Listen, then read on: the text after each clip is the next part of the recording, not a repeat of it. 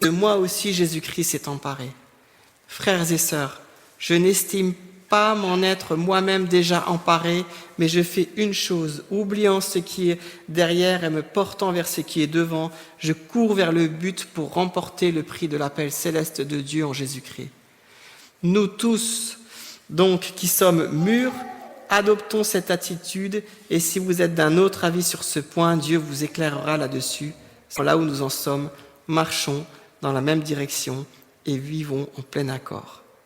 Voilà, ce texte est dans la version de la Bible.net. Il y a l'idée de puissance de vie et de résurrection dans ce texte. Et puis il y a aussi l'idée de ces souffrances qui sont là, de ce chemin où on tend vers quelque chose qui est parfait, mais on n'y est pas encore parvenu. C'est intéressant de voir que Paul, quand il écrit, il dit là, ainsi je connaîtrai Christ. Parce qu'il veut vraiment connaître Christ, le connaître personnellement. D'autres versions disent, il s'agit maintenant de connaître Jésus et la puissance de sa résurrection. Et là, Thompson dit, mon but est de connaître Jésus-Christ. Et c'est clair que Paul connaissait personnellement Jésus, il a expérimenté d'une certaine manière la puissance de la résurrection. D'abord, cette puissance, c'est bien sûr Dieu qui réveille Jésus d'entre les morts. Et c'est vrai que quand on y réfléchit un petit peu, c'est quelque chose de très fort et de très puissant. Peut-être que je peux complètement l'enlever, merci. C'est quelque chose de très fort et de très puissant. Quand on passe, on a vu par exemple, on a vu une dame assez âgée dans notre église qui était atteinte du Covid, et c'est vrai que je vous dis honnêtement, il y avait peu de pronostics pour qu'elle s'en sorte. En plus, elle est partie à Toulon. Enfin bon, bref, l'État. Et puis elle en est revenue, et puis elle s'en est sortie. Et on se dit, c'est quand même quelque chose d'incroyable. Elle est peut-être passée à ça du départ, et aujourd'hui, elle se remet tout doucement et elle est de nouveau là. Et cette puissance de résurrection, c'est aussi celle qui a éclairé Paul sur le chemin de Damas, cette lumière qui l'a fait fléchir à Paul le genou alors que c'était celui qui voulait persécuter l'Église.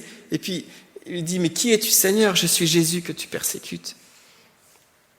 Cette puissance de résurrection, c'est celle qui nous fait vivre en fait aujourd'hui, en tant qu'enfants de Dieu, libérés du péché. Et puis je dirais que cette puissance de résurrection, comme c'est dit dans l'épître aux Philippiens au chapitre 1, verset 29, et on en a parlé, c'est intéressant en introduction, en tout cas dans la partie de la louange, c'est cette grâce d'avoir la foi en lui maintenant. Cette grâce d'avoir la foi en lui maintenant. Et on a besoin de cette puissance en fait dans notre vie. On a besoin de cette puissance pour nous relever peut-être de nos échecs, ou peut-être de nos situations difficiles par lesquelles on passe. Je me suis demandé, est-ce que vous pensez que Jésus est vivant pour vous aujourd'hui?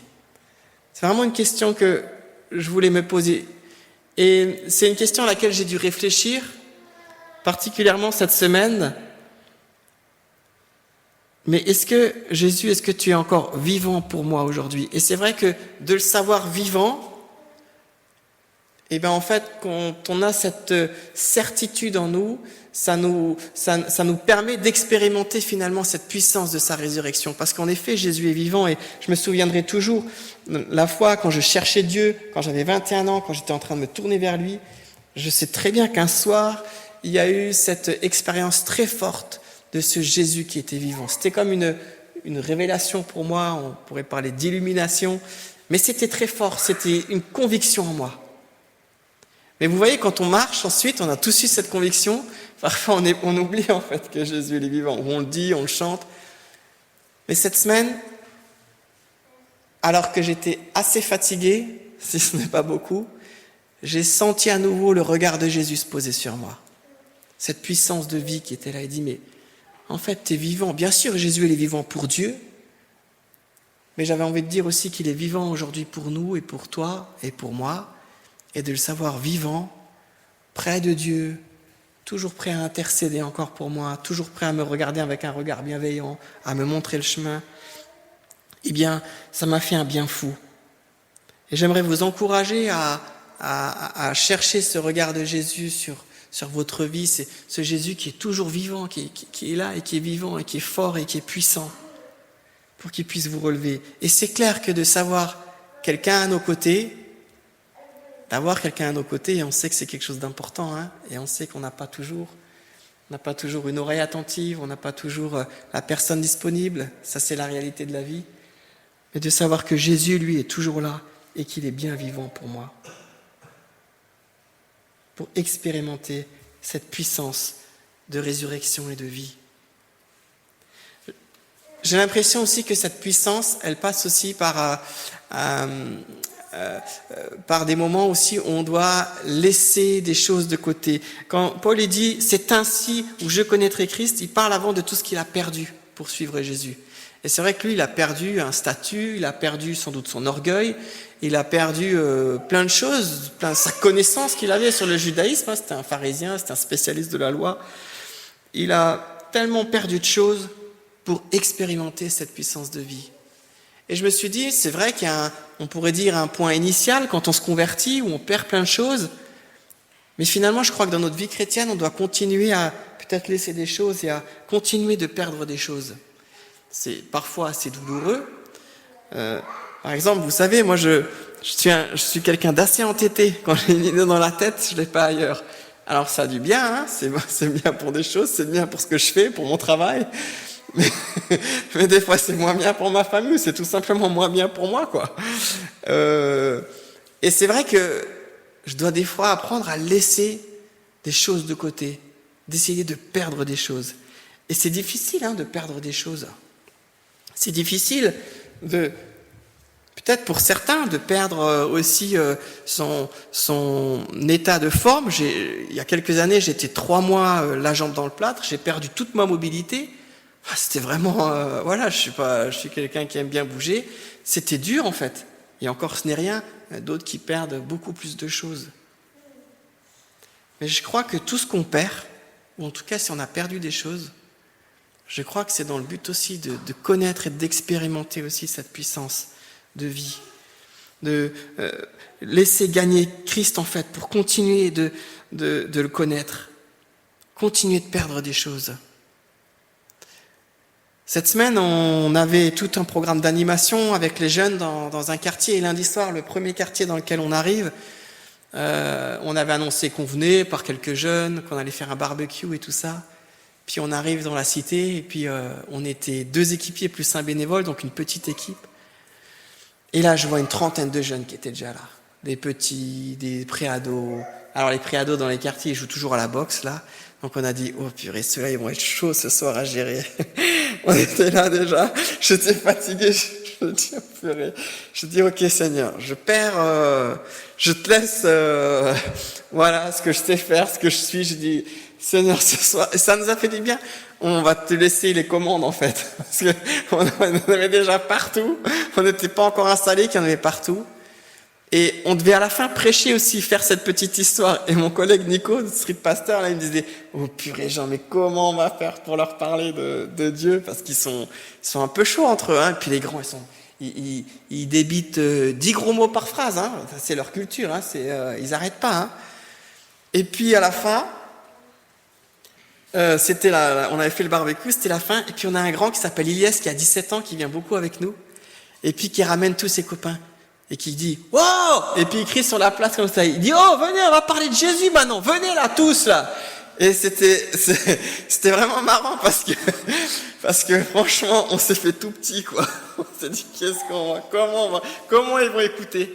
Et c'est un des plus grands là de la place, qui a rameuté tous les autres et qui a dit « Maintenant, venez là. On va parler de Jésus maintenant, faut que vous veniez. » Et ça nous a vraiment encouragés, quoi. Il y avait les papas à côté qui faisaient le barbecue. Ils sont venus nous aider aussi pour nous aider ce soir. Enfin bref, finalement on se disait, c'était vraiment une soirée bénie en fait. Et on a dû on a dû perdre des choses, perdre notre confiance en nous, peut-être qu'on a des fois, pour dire bah Dieu, on te laisse agir ce soir parce que on sent que sinon. Et ça m'encourage toujours de voir que quand on laisse des choses à Dieu, Dieu il est jamais en retard pour nous répondre. Je ne sais pas si vous avez remarqué. Il n'est jamais en retard pour nous répondre. C'est vrai que des fois, pour nous, c'est au dernier moment. On ne s'y attendait plus, mais c'est ce qui fait la grandeur aussi de Dieu quand il nous répond. Perdre des choses. Je ne sais pas ce que vous devez perdre encore pour le gagner et pour expérimenter sa puissance de vie. Qu'est-ce que vous devez laisser ? Parfois, il y a des situations qu'on doit laisser, peut-être, je ne sais pas, un trait de caractère qu'on doit travailler, peut-être une situation où peut-être le péché voudrait venir vraiment, il y a cette tentation du péché. Je me rends compte qu'on doit souvent, en fait, laisser des choses à Dieu. Souvent, lui laisser des choses. Être prêt encore à perdre des choses pour toi, Seigneur. Et puis, dans ce texte, il y a cette idée pour expérimenter la puissance de Jésus-Christ, aussi la communion de ses souffrances. Alors c'est paradoxal, parce qu'on est dans une expérimentation de la puissance de vie, de la victoire de Jésus-Christ, qui a accompli des grandes choses pour nous, et il y a clairement la communion des souffrances. Et, c'est clair, il n'y a pas de doute, ça va avec, ça fait partie du package. Et c'est vrai que on peut le retrouver déjà dans le chapitre 1 aussi au verset 29. Dieu vous a accordé la grâce de croire et de souffrir pour lui. Et le contexte des premiers chrétiens était très fort au niveau de la souffrance. Ils ont eu leur lot. C'était assez fort d'ailleurs. Et on est là dans un entre-deux entre puissance de vie, de victoire et communion des souffrances du Christ. On voit bien que, vous voyez, on voit bien qu'on ne sait pas trop où on va en fait, et qu'il y a une part encore de souffrance qui va être là. Certains le vivent encore, certains ne sont pas encore sortis de tout ce qui vient d'arriver, et je me rends compte que cette souffrance, elle nous fait aussi grandir avec Dieu. Je pense à la parabole de la semence, les problèmes de ce monde ou les souffrances où on pourrait être des fois tenté d'abandonner. Et vous savez, c'est pas parce qu'on sert Dieu que dans le ministère, et je le dis en fait, j'apprends à le dire parce que qu'on a des fois pas envie de dire ok, c'est trop dur en fait. Parce que des fois la vie, il y a la pression de la vie qui est là, ou il y a une sorte de pression qui est là, et des fois on se dit en fait c'est dur. Et on se dit mais est-ce que ça vaut le coup encore de croire ? Alors ça, bien sûr, des fois, c'est peut-être toute la tactique du diable de nous faire douter, de nous faire douter de Dieu, alors que Dieu, lui, il est toujours là, et qu'il est bon, qu'il est vivant vraiment pour nous.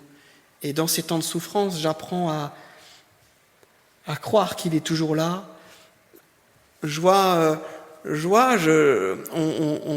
vit, on doit s'adapter sans cesse avec notre vie de famille, avec différentes situations, on est en train de s'adapter sans cesse, et c'est vrai que des fois c'est fatigant et usant, mais en fait quand je sais que j'ai le regard de Jésus qui est là, et que je sais que plus loin, quand je regarde un petit peu plus loin, parce qu'il est question dans le texte de regarder de l'avant, d'oublier ce qui est derrière, et me dire ok, là il y a les promesses de Dieu, il y a les promesses de Dieu qui sont là, et ces promesses, je veux vraiment les croire, qu'il sera avec nous jusqu'à la fin des jours, je veux vraiment le croire, qu'il a des projets de paix, de bonheur, particulièrement pour nos enfants ou pour nos descendants, je veux le croire.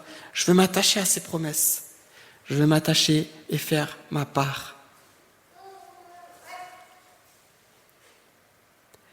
C'est vrai que l'histoire des souffrances, c'est un thème là qui revient un peu régulièrement. On en discute aussi un peu dans l'église où on est parce qu'en fait elles sont là et on ne peut pas passer dessus. J'ai envie de dire que dans ces questions de souffrance, parce qu'il y a une grande question dans pourquoi le mal, pourquoi la souffrance, c'est une grande question. Mais Jésus était celui qui était comme nous, et il est passé aussi par la souffrance. Et il est question vraiment de dire, et je pense que mes souffrances sont tellement minimes par rapport à ce que Christ a vécu, ou ce que les premiers chrétiens ont vécu, je me dis ok, je veux grandir là-dedans. Pas plus tard qu'une semaine, je vais me dire, Mais on a été vraiment, on a vraiment senti un pic d'un de nos voisins là, qui nous a vraiment, voilà, un voisin qui nous a vraiment agressé à cause des enfants qui font un peu de bruit dans le jardin. Et alors un peu, après vous l'interprétez comme vous voulez, hein. On a un dernier qui s'exprime par les cris. C'est très sympa. On n'a pas trouvé le moyen encore. Les masques, de toute façon, ça enlève pas les cris. Hein. Et il crie quand il est content, il crie quand il n'est pas content. En plus, c'est les deux versions, quoi. Donc on se dit, voilà, ça va passer, là, c'est en train d'aller de mieux en mieux. Mais on a un voisin qui a été méchant avec nous, en fait. Et ça m'a mis dans une colère. Ça m'a mis dans une colère, en fait. Mais je me suis dit, et ça nous a fait souffrir, ça nous a remis en question, mais je me suis dit, voilà, en fait, je peux que regarder à toi, Jésus, et je peux que regarder à ton comportement. Il faut que je fasse tous mes efforts pour me comporter comme toi, tu voudrais que je me comporte. Et au fond de moi, j'avais vraiment pas envie. Mais je me dis, c'est tellement l'exemple parfait, en fait, ce Christ. Ce Jésus, et on peut pas le lâcher dans notre vie. Parce que si on le lâche, en fait, on retrouvera jamais quelque chose de mieux que lui, et que de mieux que de son enseignement, que de sa présence, que de son amour, que de sa vie. Alors il est vraiment question de continuer et de caler ma vie sur lui et de progresser avec lui. Et enfin, vous voyez, dans ce texte, il est question de perfection aussi, de continuer d'aller de l'avant. Et j'ai beaucoup aimé parce que j'ai cru pendant un moment, au début de ma conversion en tout cas, que la vie chrétienne était une vie parfaite, j'ai cru vraiment que ça serait harmonieux. J'ai cru que avec mon épouse, ça serait toujours, on serait toujours dans nos étoiles là. J'ai cru que, je sais pas, moi j'ai cru que tout était beau, tout était bien, parce que c'est vrai que j'avais connu la vie avant sans Dieu et puis ça allait super bien. Mais comme je disais à un ami, d'abord vous croyez que vous êtes quelqu'un de bien, puis il y a quelqu'un qui rentre dans votre vie, en tout cas quand Dieu le permet, quand c'est son plan, et puis vous vous rendez compte que vous n'êtes pas très parfait encore. Et puis après, quand Dieu aussi le permet, il y a les enfants qui arrivent, et vous voyez encore vos limites, et puis ça va continuer, on va toujours voir nos limites en fait. Et on a un peu ce nuage un peu de dire, la vie chrétienne c'est une vie parfaite, quoi. En fait, tout doit rouler, tout doit être bien, tout doit être lisse. Mais je me dis, mais en fait, non, quand je lis l'écriture, en fait, c'était compliqué. Même dans l'église, il y avait en plus les faux enseignants qui venaient dans l'église, il y avait la tentation de revenir aux anciens rites, il y avait, pour ceux qui étaient païens, la tentation de revenir aussi aux anciennes coutumes. Enfin, il y avait des tentations de toutes sortes. Et en plus, ils étaient pas bien aimés par les autres. Et je me rends compte que, voilà, il y a une marge de manœuvre, il y a une course. Et c'est encourageant de dire qu'il y a une marge de manœuvre et de dire, Seigneur, je veux continuer d'avancer, je veux m'améliorer, je veux progresser. C'est Paul qui dit, j'ai pas encore atteint la course, j'ai pas encore atteint la perfection. Mais il dit pourtant, vous qui avez un certain stade, alors il y a un jeu de mots en grec peut-être là, j'ai lu dans un commentaire qui est assez intéressant, parce que ça serait vous les parfaits, parce que d'une certaine manière, Dieu nous voit saints et parfaits à travers l'œuvre de Jésus. Alors je veux dire, si j'accède auprès de Dieu, c'est que j'accéderai parce que Jésus me rend saint et parfait. Mais dans la réalité, on sait bien qu'il y a une marge de manœuvre. C'est pas encore gagné. C'est pas encore gagné, mais on va de l'avant. On va de l'avant et on espère voir nos enfants grandir en connaissant Dieu, le suivre. On attend encore parfois plus de paix pour nos couples. On attend moins de solitude pour d'autres, la guérison pour certains. Paul, il nous encourage à continuer, en fait, à vraiment continuer à progresser, à croire que Christ va nous relever. L'idée ici, c'est que nous le connaissions. Et c'est que je me souvienne aujourd'hui que Jésus est vivant pour moi. Il est vivant pour Dieu. Il est vivant pour toi, pour moi. Et il veut nous transmettre sa puissance de vie en nous. Pour nous relever de nous-mêmes, pour nous relever de nos échecs, et qu'on continue de le connaître, également à travers la communion de ses souffrances. Et ces souffrances, elles peuvent être parfois physiques, elles peuvent être d'ordre émotionnel, Je pense parfois au sentiment de rejet ou d'abandon. C'est très intéressant de dire que Jésus, en fait, lui aussi a connu le sentiment d'abandon. Je ne sais pas comment il l'a. Mais Père, pourquoi m'as-tu abandonné? Et ça nous arrive à tous de nous sentir seuls. Jésus, il est aussi passé par là. Et c'est pour ça que dans l'Épître aux Hébreux, au chapitre 4, verset 15, on nous dit qu'il n'est pas insensible à nos souffrances et qu'il est capable de compatir à nos faiblesses. Ce grand prêtre. Qu'est-ce que j'aime ce verset de me dire, mais Jésus, il est là, vivant pour moi, et il n'est pas insensible à ce que je vis. Il a cette compassion toujours. Alors oui, j'ai envie de nous dire que nous puissions encore avancer ensemble, ne pas lâcher la main de Dieu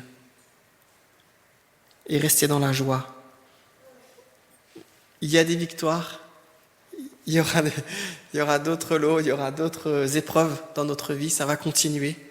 On ne sait pas de quoi demain est fait, mais je ne veux pas laisser tomber Dieu, jamais de la vie.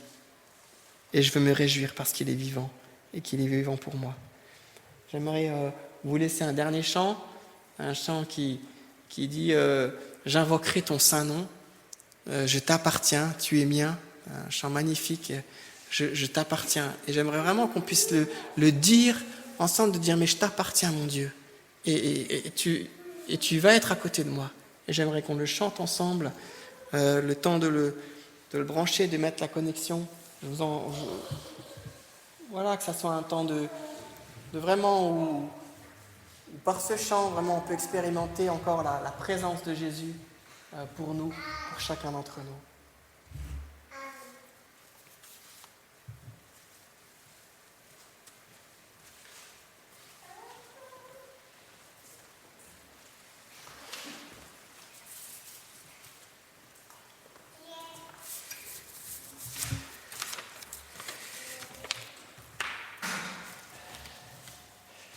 Merci à toi, Jean. Quand tu m'as annoncé le thème de ta prédication, de ce que tu voulais partager, j'ai un petit peu réfléchi parce que j'ai collectionné quelques textes, j'appelle ça des histoires de paysans, et j'aimerais vous lire une de ces histoires, ou cette anecdote qui rentre un peu dans ton thème, dans ce qui est courir pour la vie. C'est comme ça que je l'ai intitulé. C'est très court, c'est un peu imagé, et ça présente également une facette de ce courir et d'aller vers l'avant. C'est un de ces jours d'automne languissants où la clarté descente et les ténèbres se départagent à grand-peine. Des lambeaux de brume tenaces s'accrochent aux sapins sombres et ruisselants. Ce mercredi du mois d'octobre, un solide et courageux groupe de marcheurs a réservé sa table pour le repas de midi. L'heure venue, des petites taches de couleur serpentent sagement sur le chemin rose et luisant du bas. C'est le dernier effort qui récompensera un bon repas chaud. Des éclats de rire, des brodequins frappés, des cannes au son clair envahissent la cour. La bonne humeur, la joie de l'effort accompli et l'amitié partagée égayent la vallée à l'image d'un timide rayon de soleil. Et c'est parti pour la farandole des casseroles, la sarabande des plats et la ronde des verres. Mais dans un petit coin de ma tête persiste une légère inquiétude. Une des vaches du troupeau s'est mise à l'écart, dans la visible intention de mettre au monde son petit. Mais l'endroit qu'elle s'est choisi est pour le moins surprenant. Une des berges de la Bruche, tout près de l'amas brun, tourbillonnant et écumant. Cette mer a le goût de l'inconfort et du risque, pensais-je. Cependant, l'heure n'est pas aux interrogations, car les bouches affamées réclament tous nos efforts. Quelques coups d'œil furtifs à la dérobée nous permettent de suivre le déroulement du processus appelé du nom savant de vélage ou parturition. Puis, soudain, voilà qui est fait. Une forme frêle au mouvement agité est là, allongée, débouchant à la vie. À renfort de vigoureux coups de langue râpeuse, la mer nettoie réchauffe et encourage son nouveau-né. Ces sollicitations énergiques amenuisent dangereusement l'écart entre la terre ferme et la rivière. Lisiane, d'un rapide coup de jumelle, me confirme qu'il y a péril dans la demeure. « Vite, papa, dépêche-toi, il va se noyer. » Pas de doute, il y a urgence. Je saute dans mes bottes et cours à perdre haleine, enjambant les clôtures et avalant les fossés. Une des oreilles de l'innocent flirte déjà avec la furieuse. Allez hop, je me saisis de ses pattes arrière et le tire 50 mètres à l'intérieur des terres. Il mérite de porter le nom de Moïse, sauvé des eaux avant d'y avoir toutefois pénétré. À peine l'irruption à la vie est effective que la voilà menacée. L'accès à la vie, à la nouvelle naissance et à la vie nouvelle qui en découle sont cadeaux de Dieu. Mais préserver cette vie et la faire fructifier en la confiant à notre Maître, n'est-ce pas une priorité agissante pour notre vie? Prêter attention à la vie, c'est aussi être rapide à demander pardon à mon prochain pour le tort que je peux commettre à son encontre. Il y a toujours urgence à réparer une relation endommagée par le péché. Que de situations bloquées, de malentendus ou de vieilles rancœurs, que l'amoncellement du temps qui passe ne solutionne pas du tout. Aimer la vraie vie, n'est-ce pas s'approcher pleinement de la lumière sans se ménager des zones d'ombre secrètes et privées? J'ai pour ma part de sérieux progrès à faire en pointe de vitesse pour rester dans la course du Maître. Aimer la vie, aimer la vraie vie.